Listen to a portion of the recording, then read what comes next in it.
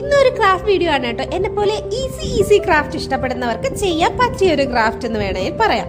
കഴിഞ്ഞ ദിവസങ്ങളിൽ ഒരു സ്റ്റേഷനറി ഷോപ്പിൽ പോയപ്പോൾ കുറച്ച് ബ്രഷ് ക്ലീനേഴ്സ് വാങ്ങിയിട്ടുണ്ടായിരുന്നു. അത് വെച്ച് പൂവൊക്കെ ഉണ്ടാക്കുന്ന ഒരു വീഡിയോ ഞാൻ ചാനലിലൊക്കെ ഇട്ടിട്ടുണ്ടായിരുന്നു കേട്ടോ. ബാക്കി വന്ന ബ്രഷ് ക്ലീനേഴ്സും ഒരു ദിവസം ഇരുന്ന് ബോറടിച്ചപ്പോൾ ഇതിലെ വേറെ വെറൈറ്റി ആയിട്ടുള്ള ഫ്ലവേഴ്സ് ചെയ്ത് പഠിക്കാന്ന് വിചാരിച്ചിട്ട് കുറച്ച് ഫ്ലവേഴ്സ് ഞാനും ഹയയും കൂടെയാണ് ഇത് ചെയ്തെടുത്തത് കേട്ടോ. അന്ന് വീഡിയോ ഒന്നും എടുത്തിട്ടുണ്ടായിരുന്നില്ല. ഹൈക്ക് ബോറടിക്കുന്നെന്ന് പറഞ്ഞപ്പോൾ ഞങ്ങൾ രണ്ടുപേരും ഇതുപോലത്തെ പരിപാടികളൊക്കെ ഇടയ്ക്കിടയ്ക്കിരുന്ന് ചെയ്യാറുണ്ട് കേട്ടോ.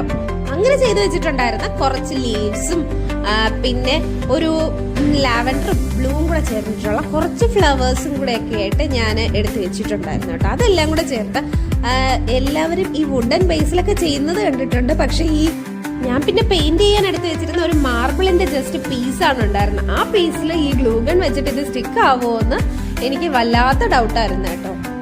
ആദ്യം ഒന്ന് ഒട്ടിച്ചപ്പോൾ പണി പാളിയെന്ന് തോന്നിയെങ്കിലും പക്ഷെ ആ ഗ്ലൂഗൺ നന്നായിട്ട് ചൂടായിട്ട് ഗ്ലൂ വന്നു കഴിഞ്ഞപ്പോൾ സംഭവം സെറ്റായിരുന്നു കേട്ടോ. ആ മാർബിളിൽ നന്നായിട്ട് അത് സ്റ്റിക്ക് ചെയ്യാൻ പറ്റി.